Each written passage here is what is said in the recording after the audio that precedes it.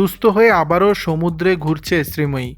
সম্প্রতি তাপপ্রবাহ বৃদ্ধিতে জনজীবন অতিষ্ঠ হয়ে উঠেছিল।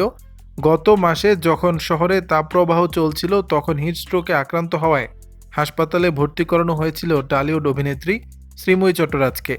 হাসপাতাল থেকে ছুটি পেয়েছেন বেশ কয়েকদিন হয়েছে, কিন্তু ভক্ত অনুরাগীরা অভিনেত্রীর ধারাবাহিকে ফেরার অপেক্ষায় রয়েছেন।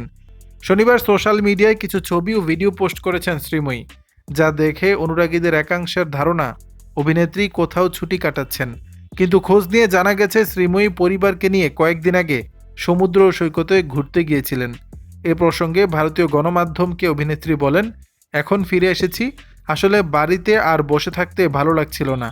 কাঞ্চনও ভোটের কাজে ব্যস্ত, তাই পরিবারের সবাইকে নিয়ে একদিনের জন্য ঘুরে এলাম। এই মুহূর্তে দর্শক শ্রীময়ীকে আকাশ কুসুম ধারাবাহিকে দেখছেন। এপ্রিল মাসে অসুস্থ হওয়ার পর শুটিং থেকে বিরতি নিয়েছিলেন অভিনেত্রী।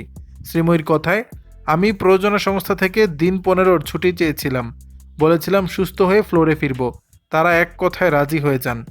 অসুস্থতার জন্য মাঝে কয়েকদিন সোশ্যাল মিডিয়া থেকেও দূরে ছিলেন শ্রীময়ী। ব্যতিক্রম ছিল স্বামী কাঞ্চনের জন্মদিনে শুভেচ্ছা বার্তা।